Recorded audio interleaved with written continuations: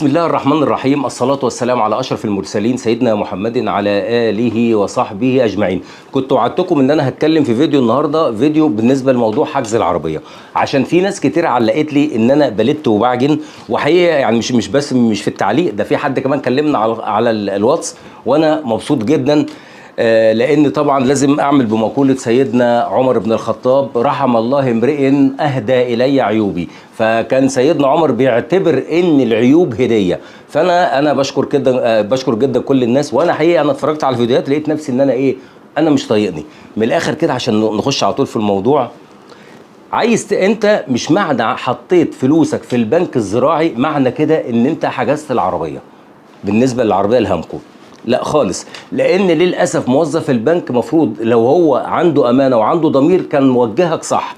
كان مفروض الشركه المصريه للتنميه الريفيه والزراعيه. هتقول لي هو في فرق؟ في فرق بين الاثنين. البنك الزراعي هو الاب والام، عملوا شركه تانية، لان البنك ما يبيعلكش عربيه. هو البنك بيبيع عربيه، البنك يقسط عربيه، البنك تحط فيه فلوس، تعمل فيه وديعه، تسحب منه فلوس كده. البنك ائتمان، موضوع يعني البنك ليه قصه تانية، احنا مش هنتكلم في تفاصيل يعني. فالمفروض هو البنك عمل ايه؟ عمل الشركه المصريه للتنميه الريفيه والزراعيه ان هي تبيع وتشتري، وتقدر ان هي تبيع عربيات وكده. ولكن لما بيبقى في قسط هو بيروح محولها، بتتحول على البنك الزراعي، يحولك على البنك الزراعي انك انت يبقى القسط معاه، المعاملات الماديه معاه. ناس كتير راحت البنك الزراعي، طب هي حطت فلوسها فين؟ انا اقول لك انت حطيت فلوسك فين. زي اخونا ابراهيم بتاع ابو حمص، في دمنهور كده. حط فلوسه فين؟ هو حط فلوسه في حساب جاري.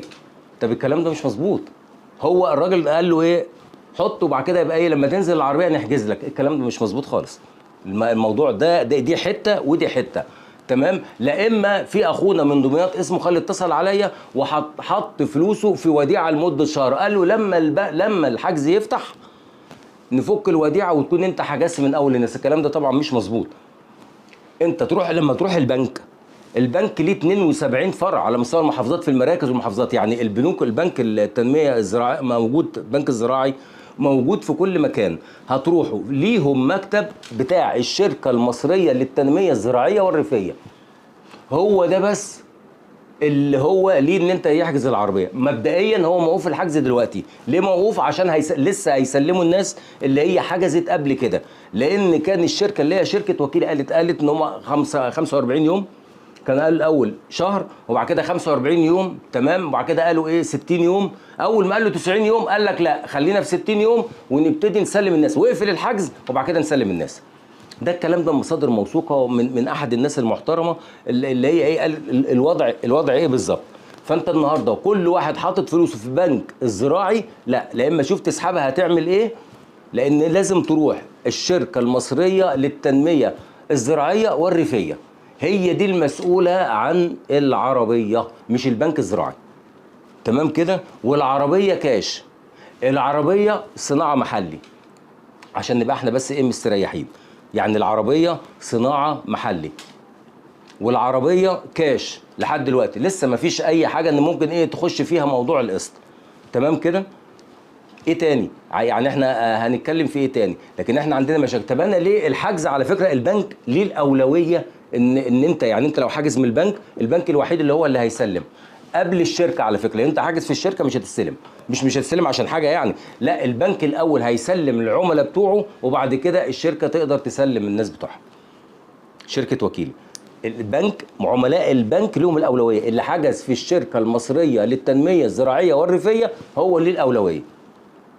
البنك الوحيد اللي هو اللي هيسلم قبل الشركه. على فكره انت حاجز في الشركه مش هتستلم، مش هتستلم عشان حاجه يعني، لا البنك الاول هيسلم العملاء بتوعه وبعد كده الشركه تقدر تسلم الناس بتوعها. شركه وكيل البنك، عملاء البنك لهم الاولويه. اللي حجز في الشركه المصريه للتنميه الزراعيه والريفيه هو اللي الاولويه، تمام كده. عشان نبقى احنا بس الامور واضحه في الموضوع ده، لان كتير جدا مشاكل كتيره. واحد يقول لك انا رحت البنك الزراعي، لا مش خالص. يعني الراجل امبارح كان بيكلمني قال لي انا حاجز في البنك الزراعي.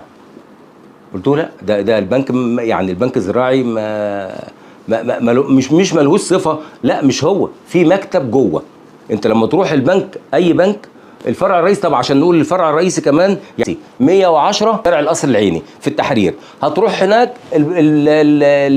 المكتب بتاع الشركه المصريه للتنميه الريفيه في الدور الثاني، هتطلع فوق الناس هيقابلوك بكل احترام وكل حاجه. انا النهارده مش بتكلم عربيه وبقول الفرق بين عربيه وعربيه، او انا ميال لعربيه ومش ميال لعربيه، انا ماليش دعوه بحد، انا ماليش دعوه ولا بالعربيه دي ولا بالدبابه ولا باي عربيه. انا بكلمك النهارده في موضوع الحجز، لان الحجز ده فيه مشاكل كتيره. طب خد دي بقى الحته دي، يعني انا طبعا يعني بس انا ما اعرفش يعني تملي كده انا ايه عايز اسكت، بس انا مش عارف اسكت. يعني واحد راح الشركه في 6 اكتوبر قابله موظف وقال له اديني 5000 جنيه وانا احطك في الناس اللي حاجزه. قال له لا، ولا تحطني في الناس اللي حاجزه ولا ادفع 5000 جنيه ولا من تحت الترابيزه ولا من فوق الترابيزه. ده موقف، وممكن الشركه تراجع الكلام ده، يعني ممكن الشركه تشوف الموضوع ده ايه. الحاجه الثانيه، تاجر واحد بيتصل بيه قال له هات 500 جنيه وانا هحجز لك العربيه وبجيبها لك وتيجي تستلمها. ايه ده؟ طب واحد تاني 100 جنيه. معرض عربيات تاني يلف على الناس عشان اللي عنده حته ارض ولا حاجه، يقول له اجيب لك التوكيل واجيب لك تبقى انت توزع العربيه وكده، العربيه دي لسه نازله جديد وكده، تبقى حاجه كويسه قوي، بس شوف لنا 2 3 مليون جنيه والكلام ده كله. يعني ادى فرصه. هو ليه الناس دي اتكلمت كده؟ وليه من كل واحد كل من هب ودب يتكلم بما فيهم انا بالمناسبه، بس عشان انا ما بستثنيش نفسي، يعني ما بستثنيش نفسي. ليه؟ لقيت في اول ما الدعايات دي، اول ما الاعلان العربيه ده نزل من شهر 4، لقيت لك فيه ايه؟ كل واحد ده في ناس عملت صفح. طب بالمناسبه في ناس عملت صفحه عشان تخش تهاجمني وتشتمني. ايه رايكم بقى؟ في ناس عامله صفحه تخش تهاجم، وفي ناس من الشركه نفسها تخش تهاجم، في واحد بعدين بقى ايه؟ اتصنفت انا شويه تبع الشركه، وشويه قبضت من هنا، وشويه اصل ما ادالوش، وشويه اصل ما خدش.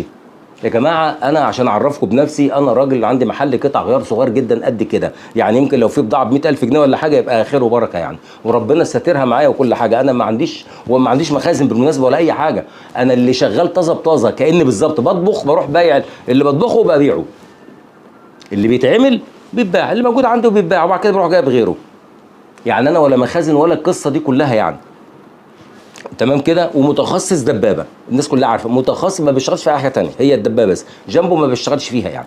انا ما بشتغلش غير دبابه، وفي حاجات معينه، يعني انا محدود في كام 6 حاجات كده على قد فلوسي وعلى قد امكانياتي. انا لو باخد من اي حد او انا في اي حاجه، في اي دخل داخل لي من الحاجات اللي زي كده، اعتقد يمكن انا كنت بقيت في حته ثانيه، بس مش هبقى راضي عن نفسي لان انا ببقى داخله لي فلوس حرام يعني، وانا ما اعرفش الكلام ده. انا عشان كده ببقى حابب اول حلال يعني، عشان برضو ما نلتش ونعجن تاني. نرجع تاني لموضوع العربيه. فكتير بقى في ناس كتيره تروح داخله وتروح داخله عملت صفح وتابعوني ان شاء الله وانا اقول لكم ايه الحكايه. حكايه ايه؟ ده في قنوات معموله، قنوات يوتيوب موجوده بتتكلم على الحجز، قال له 45 يوم، يعني الحجز قال له 45 يوم وتيجي تستلم على طول. وفي ناس ثانيه قالت تيجي تستلم على طول، وبعدين جايب بيتكلم كلمتين، هو جايب ورقه الموتور كذا وده كذا وده كذا وده كذا، ما هو ما فيش معلومه. طب اساله كده احجز ازاي؟ هتروح البنك الزراعي ما عندهوش تفصيله، يعني انا عمال اجري ورا المعلومه، عمال اجري ورا التفصيله، وعمال اجيب هنا، يجي يقول لك اصل كل شويه بيتكلم في كلام، كل شويه في هري، كل شويه اللي انا بتكلم في، يعني انا كنت بتكلم الاول بشكر في العربيه بتاع، انا ما شكرتش في العربيه ولا بشكر في العربيه ولا بذم فيها. ليه؟ ما انت لازم تعرف ليه. هو انا شفت العربيه؟ المفروض ان انا راجل فاهم بفهم يعني في العربيات. انا شفتها؟ لا ما شفتهاش. انا كنت كل كلامي في ايه؟ ازاي اخاف على فلوسك انت. انا مين الرأي؟ انت هتدفع فلوس لمين؟ ولما لو في حاجه هتحاسب مين؟ اديني انا بقول لك ان انا جبت لك دلوقتي لازم لما تيجي تدفع فلوسك تدفع فلوسك في مكان مضمون وفي كيان وكيان قانوني. يعني النهارده لما اقول لك روح الشركه المصريه للتنميه الريفيه والزراعيه، انا مطمن لو في اي وقت عايز فلوس اتفضل مع السلامه. لكن انت هتروح اي حته، يعني يجي يقول لك ايه، تروح يحجز في 6 اكتوبر، احجز 6 اكتوبر اللي عند مين؟ مين انتوا؟ مين الناس دي؟ انتوا بتوع العربيه. لكن النهارده ما انا ما اعرفش، لكن ده انا عايز كيان قانوني. فانا عشان كده انا لو سمحت، انت ما فيش عندك غير البنك مضمون، عايز فلوسك خدها، العربيه ما عجبتكش هتاخد فلوسك، تمام كده. اتمنى اللي شاف الفيديو ده استفاد منه، شيره عشان مفيش حد، مش هتسال حد من بعد اللي انا قلته لك ده، انت مش هتسال حد. تمام. الحجز واقف، الحجز واقف، الحجز واقف، وما تحجزش غير في البنك. اي حته تانية لاي حد يضحك عليك وهيقول لك شمال هيقول لك يمين، انا اسف. امتى انا بقى اطلع واتكلم؟ لو لقيت واحد دخل ولوش، اروح انا طالع بقى ارد، طالع اتكلم، طالع اوضح بقى. بس هو ده اللي انا بقول لك عليه، البنك مش هيفتح الحجز غير لما يسلم الناس اللي عنده. شهرين بقى، 3 اشهر، عشان الناس تستريح وتهدى. تمام. انا كنت معاكم عزت المصري، اتمنى ما كنتش اتعصبت، اتمنى ان انا ما كنتش لتيت وعجنت. ده اللي عندي لكل حبايبي وكل اصحابنا، واهلا باصحاب المعارض، انا في انتظار تعليقاتكم. سلام عليكم.